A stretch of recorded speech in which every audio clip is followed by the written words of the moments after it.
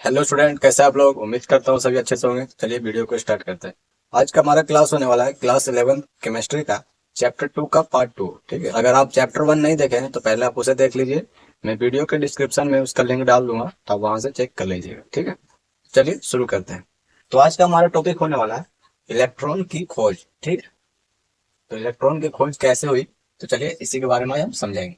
ठीक, तो जैसा कि हमने पिछले क्लास में पढ़ा था कैथोड किरणों के गुण के बारे में। ठीक है, तो चलिए उन्हीं गुणों को डिटेल में पढ़ते हैं। ठीक है, तो चलिए शुरू करते हैं।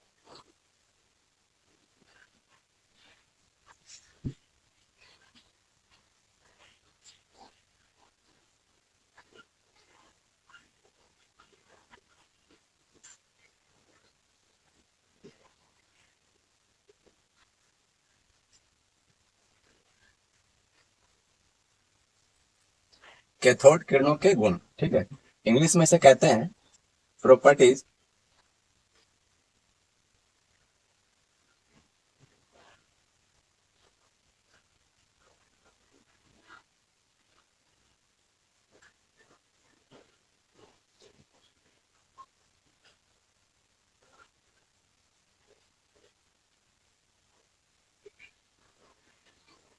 ठीक है, इंग्लिश में कहते हैं इसे प्रॉपर्टीज ऑफ कैथोड रेज। ठीक है, तो चलिए इसके कैथोड किरणों के गुण को डिटेल में समझते हैं। तो पिछले क्लास में हमने जिन कैथोड किरणों के गुणों को लिखा था उसे डिटेल में समझते हैं। ठीक है, तो सबसे पहला था हमारे पास कैथोड किरण।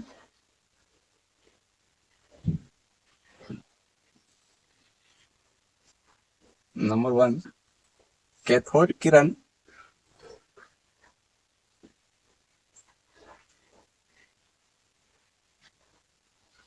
कैथोड किरणें सरल रेखा में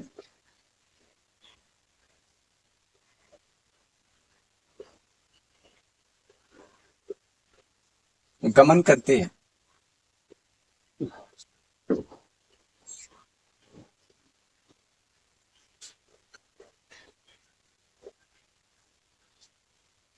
ठीक, तो पहला क्या था हमारे पास, कैथोड किरणें सरल रेखा में गमन करती है। ठीक है, तो चलिए इसे डिटेल में समझते हैं कि इसके पीछे का रीजन क्या है। ठीक है, तो किरणों के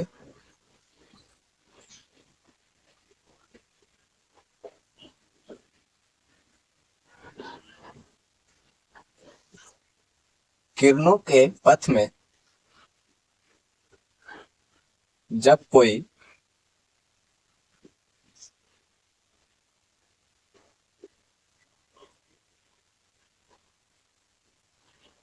ठोस पदार्थ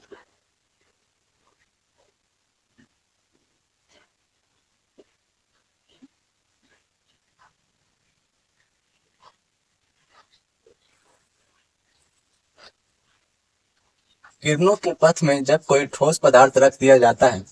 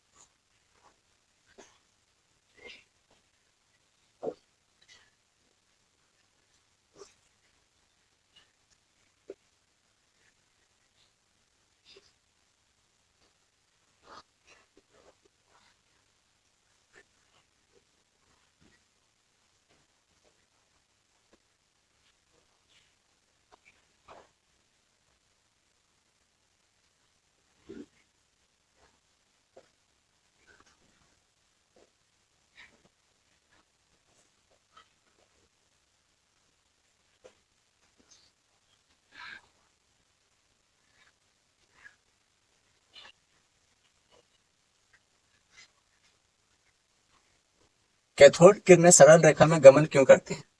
तो किरणों के पथ में जब कोई ठोस पदार्थ रख दिया जाता है तो उसकी छाया विपरीत दिशा में बनती है। ठीक है। इससे यह ज्ञात होता है कि कैथोड किरणें सीधी रेखा में गतिमान होती है। ठीक। चलिए इसके पीछे का रीजन समझ में आ गया, ये सरल रेखा में गमन क्यों करती है। ठीक। तो चलिए दूसरा समझते हैं। तो दूसरा क्या था हमारे पास, कैथोड किरणें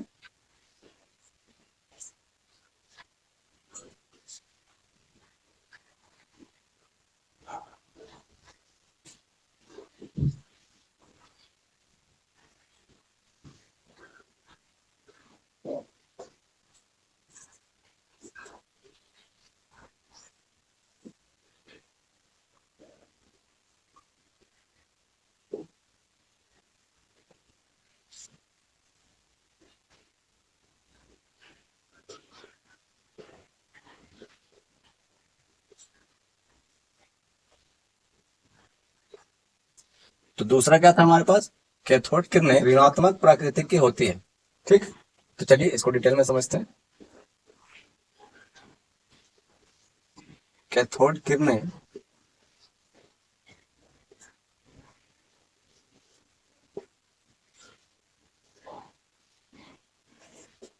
जब किसी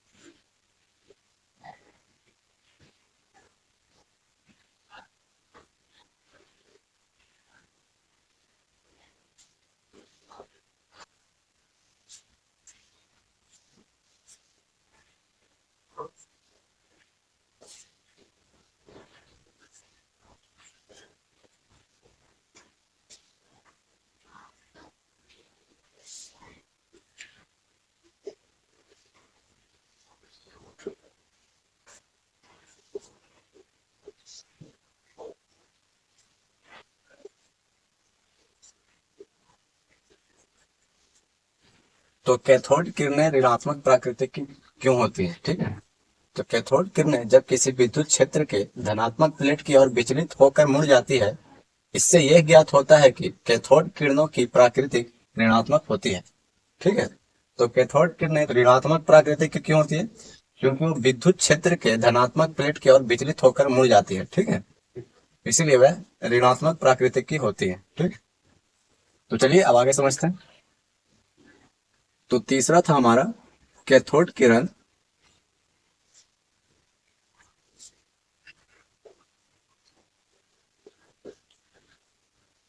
हमारा कैथोड किरणें चुंबकीय क्षेत्र से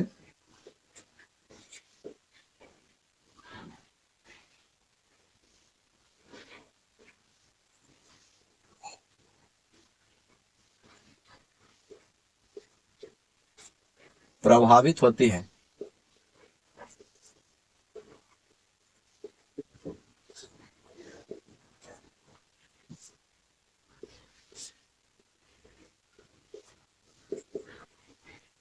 तो तीसरा क्या है, कैथोड किरणें चुंबकीय क्षेत्र से प्रभावित होती है। तो चलिए इसे समझते हैं।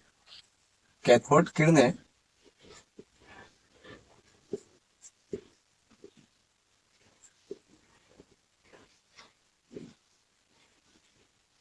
जब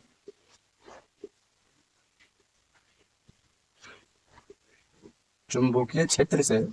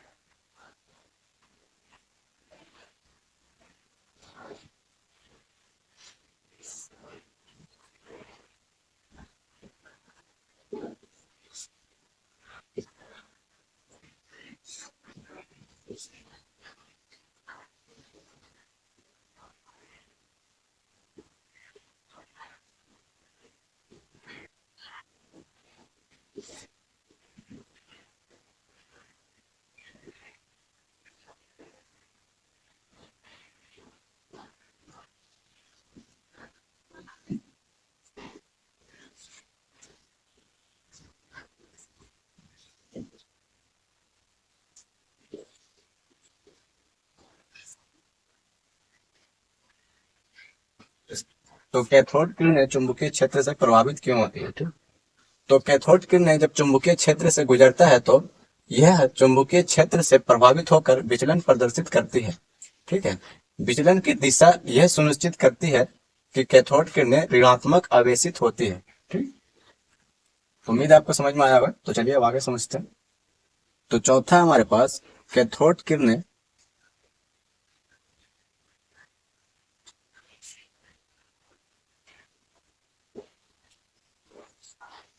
छोटे छोटे द्रव्यमानों से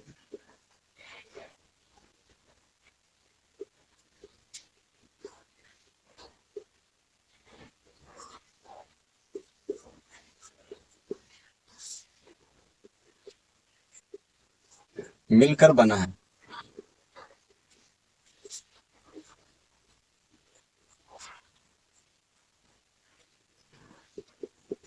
तो चौथा है कैथोड किरणें छोटे छोटे द्रव्यमानों से मिलकर बना है।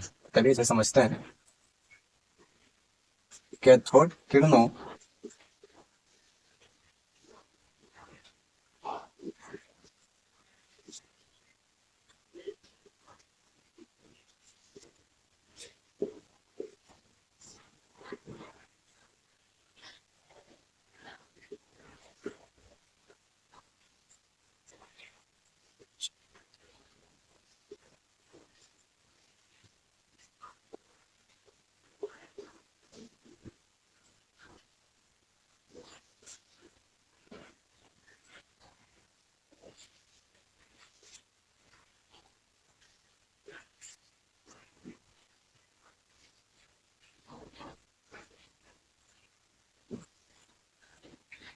तो कैथोड किरणों के पथ में एक हल्का चक्र रख दिया जाए तो ये घूमने लगता है। ठीक।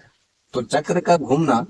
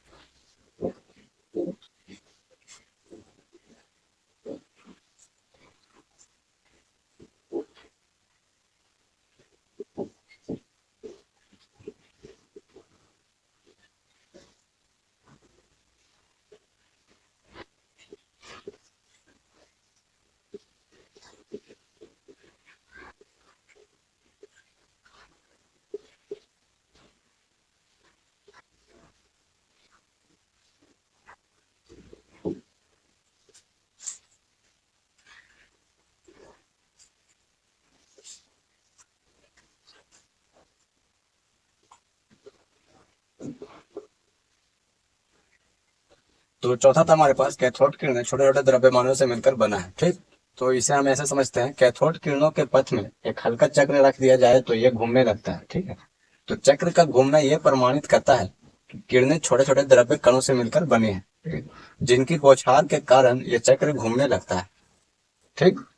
उम्मीद करता हूँ आपको ये समझ में आ रहा होगा। चलिए अब आगे समझते हैं। तो पांचवा हमारे पास कैथोड किरणें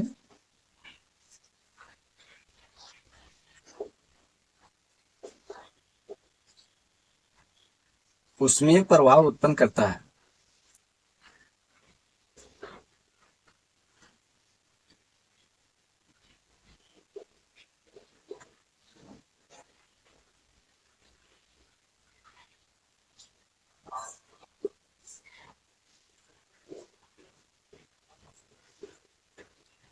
तो पांचवा क्या है हमारे पास कैथोड किरणें ऊष्मीय प्रभाव उत्पन्न करता है। तो चलिए इसे समझते हैं। जब किसी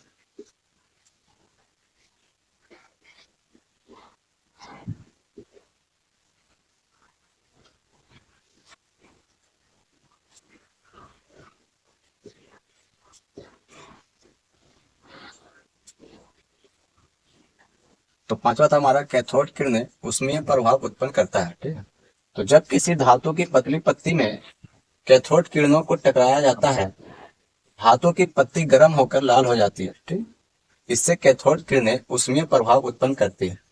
ठीक, तो उम्मीद करता हूँ आपको ये समझ में आया होगा। तो मैं जो ये लिख रहा हूँ तो इसे आपको नोट भी करना है। ठीक है, ध्यान रहे, तो साथ साथ नोट करते रहिए इसे। तो चलिए अब आगे समझते हैं। तो छठा हमारे पास कैथोड किरण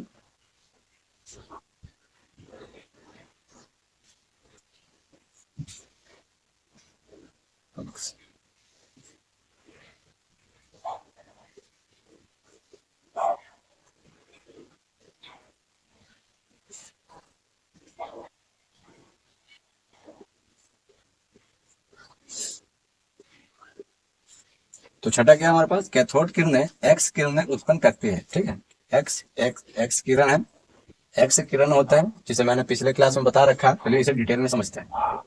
तो उच्च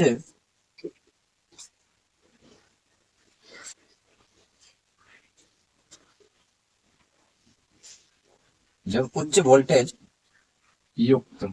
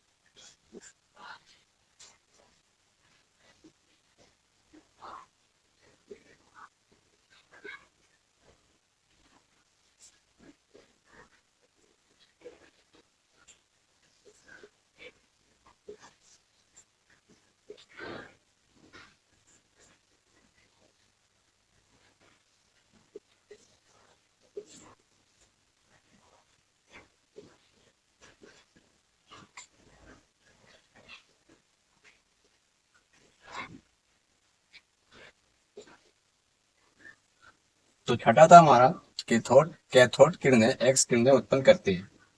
तो जब उच्च वोल्टेज युक्त विद्युत क्षेत्र से कैथोड किरणों को टंगस्टन, मोलिब्डेनम, प्लेटिनम आदि से टकरा दिया जाता है तो कैथोड किरणें एक्स किरणें उत्पन्न करती है। ठीक है, तो उम्मीद है आपको ये समझ में आया होगा।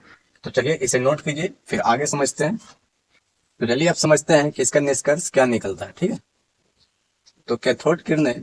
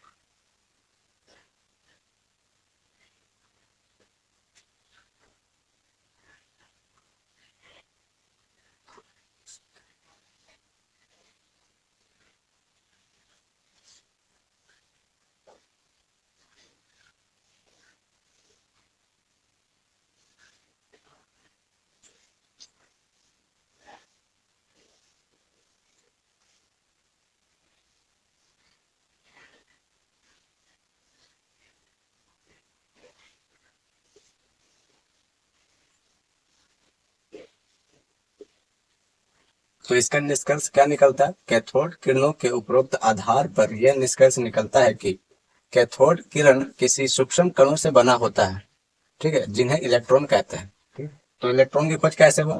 किरणों के द्वारा इलेक्ट्रॉन की खोज हुआ। ठीक है, कैथोड किरण किसी सूक्ष्म कणों से बना होता है जिन्हें इलेक्ट्रॉन कहते हैं। ठीक, तो उम्मीद है आपको समझ में आया होगा। तो चलिए अब आगे समझते हैं। तो चलिए अब कुछ प्रश्नों को यहाँ पे करते हैं। तो जैसे कि पहला प्रश्न हमारे पास,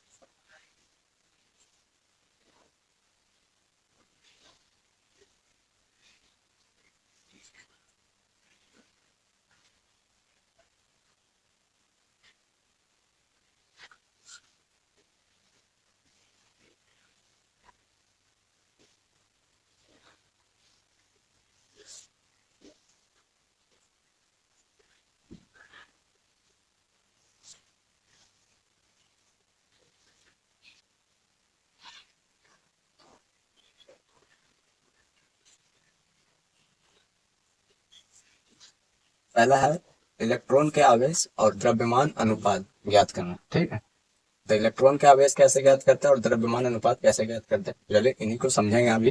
तो चलिए इन्हीं को समझते हैं। इंग्लिश में कहते हैं इसे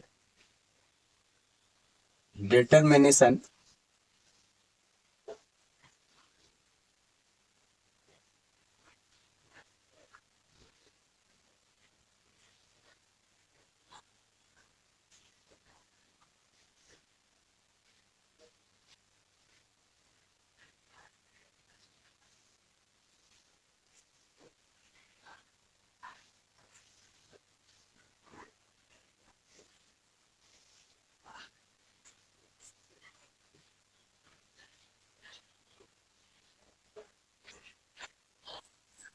तो इंग्लिश में कहते हैं इसे determination of charge and mass ratio. ठीक है, तो चलिए अब इसे समझते हैं। जैसे कि हमने पिछले क्लास में पढ़ा था सर जॉर्ज थॉमसन का एक प्रयोग, ठीक, उन्हीं के प्रयोगों के द्वारा हमें ये पता चला है कि इन्हें कैसे ज्ञात किया जाता है। तो चलिए समझते हैं।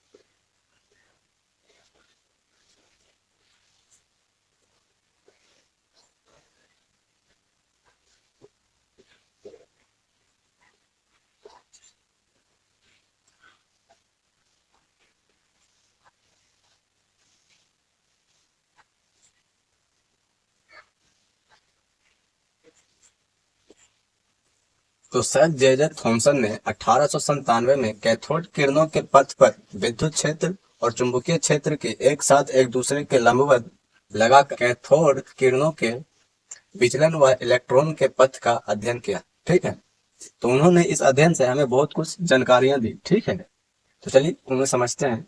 तो चलिए उन्हें समझते हैं। जैसे कि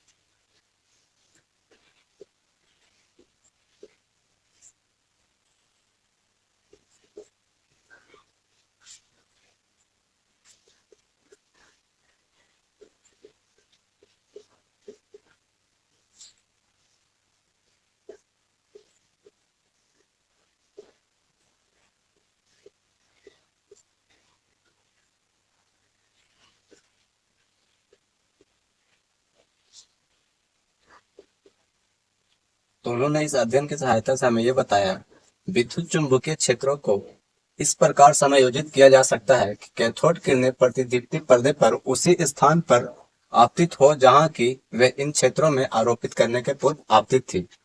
ठीक है, तो उम्मीद करता हूँ आपको ये समझ में आया होगा। तो चलिए अब आगे समझते हैं। तो चलिए अब दूसरा प्रयोग समझते हैं, इलेक्ट्रॉन पर आवेश का निर्धारण। ठीक है,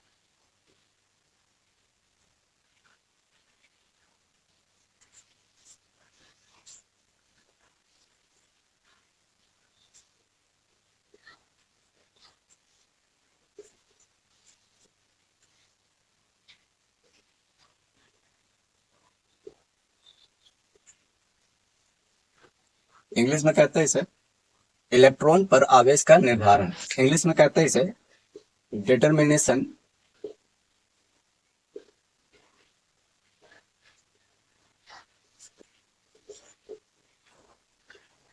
ऑफ चार्ज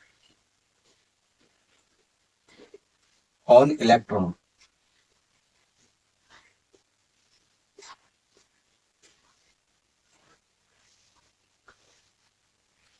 ठीक है, इंग्लिश में कहते हैं इसे determination of charge on electron. ठीक है, इसे समझते हैं। इलेक्ट्रॉन पर आवेश का निर्धारण, तो इसका प्रयोग किया था R. A. मिलिकन ने। ठीक है, एक वैज्ञानिक थे जिसका नाम था R. A. मिलिकन। ठीक है, तो चलिए इसे समझते हैं।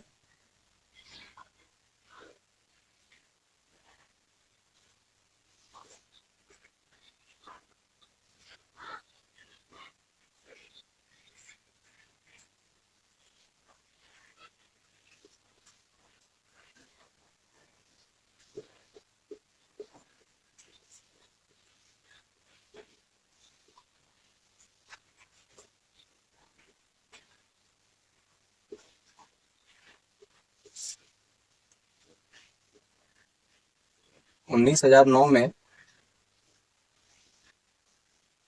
द्वारा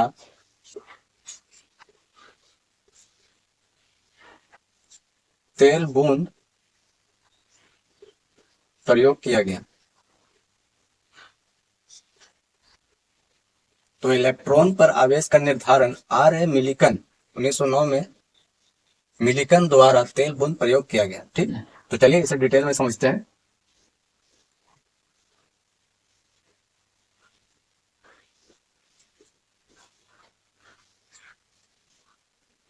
तो इलेक्ट्रॉन को ई से डिनोट किया जाता है, ये आप सबको पता ही है।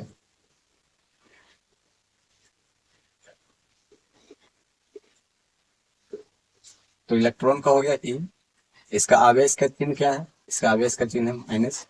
इलेक्ट्रॉन का चिन्ह हो गया ई, इसका आवेश का चिन्ह हो गया इसका आवेश हो गया माइनस। ठीक है, और इसकी मात्रा होती है 1.602 इंटू 10 की पावर -19 कूलम। ये मैंने पिछले क्लास में बता रखा है, आप लोग को याद होना चाहिए। ठीक है, तो चलिए अब आगे समझते हैं।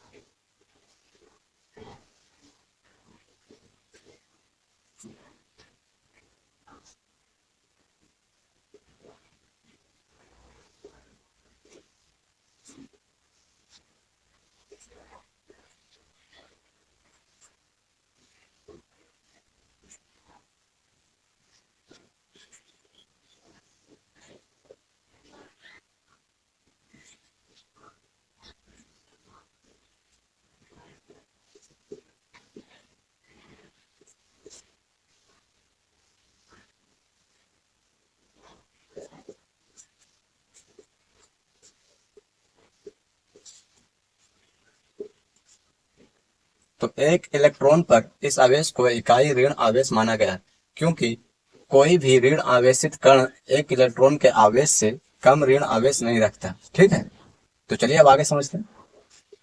अन्य सभी आवेशित कण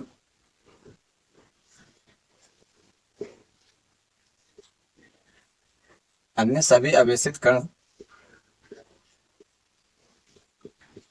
1.602 इंटू 10 की पावर -19 कूलम।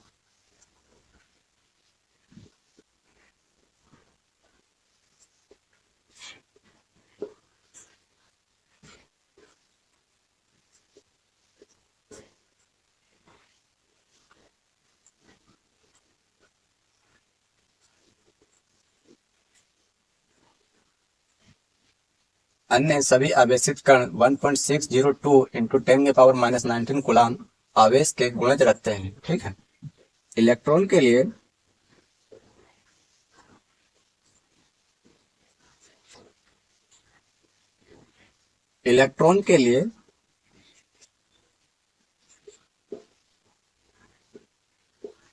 आवेश बराबर आवेश द्रव्यमान अनुपात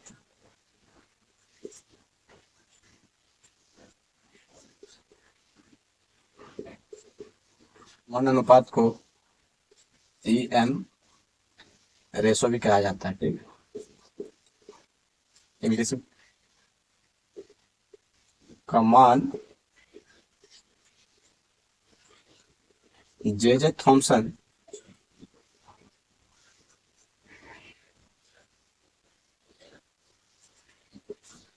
के प्रयोग के द्वारा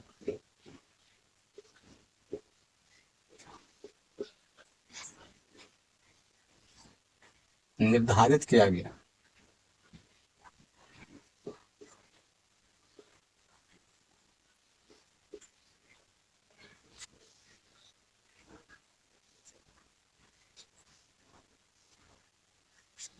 ठीक है, इलेक्ट्रॉन के लिए आवेश द्रव्यमान अनुपात EM रेशो, ठीक है, द्रव्यमान अनुपात का मान जे थॉमसन के प्रयोग के द्वारा निर्धारित किया गया। ठीक है, तथा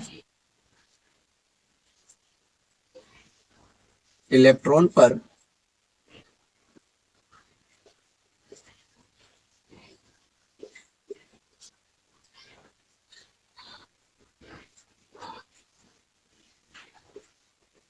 आवेश की मात्रा मिलिकन ने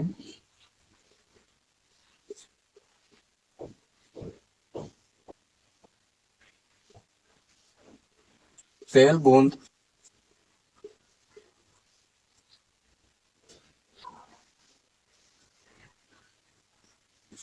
विधि से निर्धारित किया।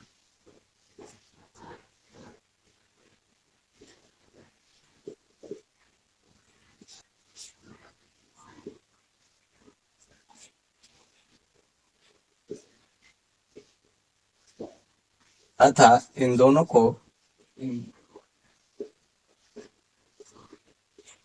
दोनों की सहायता से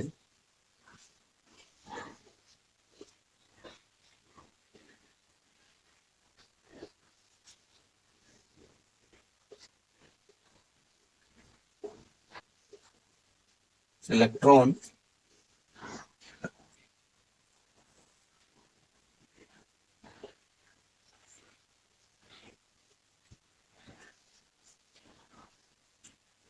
द्रव्यमान की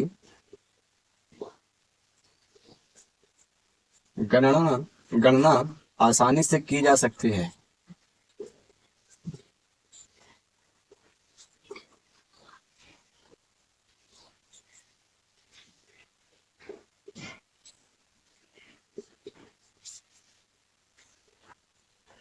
तो तेल बूंद प्रयोग क्या था? एक इलेक्ट्रॉन पर इस आवेश को इकाई ऋण आवेश माना गया, क्योंकि कोई भी ऋण आवेशित कण एक इलेक्ट्रॉन के आवेश से कम ऋण आवेश नहीं रखता। अन्य सभी आवेशित कण 1.602 इंटू 10 की पावर 19 कूलम आवेश के गुणज रखते हैं। ठीक है, इलेक्ट्रॉन के लिए आवेश द्रव्यमान अनुपात का मान जे थॉमसन के प्रयोग के द्वारा निर्धारित किया गया। ठीक, तथा इलेक्ट्रॉन पर आवेश की मात्रा मिलिकन ने तेल बूंद विधि से निर्धारित किया, अतः इन दोनों की सहायता से इलेक्ट्रॉन के द्रव्यमान की गणना आसानी से की जा सकती है। ठीक, तो चलिए इसके कुछ फॉर्मूलाज के बारे में समझते हैं। तो EM इलेक्ट्रॉन द्रव्यमान का मान बराबर 1.76 इंटू 10 की एंगस्टन 8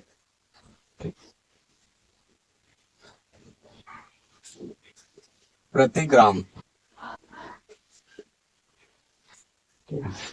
तो EM का मान कितना है 1.66, तो 1.76 इंटू 10 के पावर एंगस्टन 8 कूलम प्रति ग्राम। ठीक, चलिए अब आगे समझते हैं इलेक्ट्रॉन के आवेश के बारे में। इलेक्ट्रॉन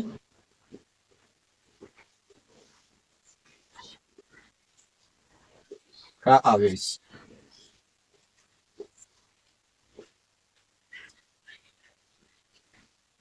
तो इलेक्ट्रॉन का आवेश बराबर,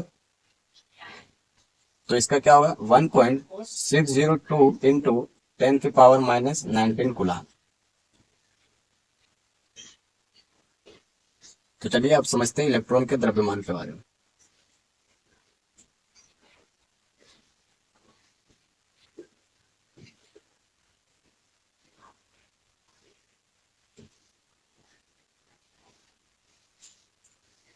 इलेक्ट्रॉन के द्रव्यमान बराबर 91 इंटू 10 की पावर माइनस 28 ग्राम,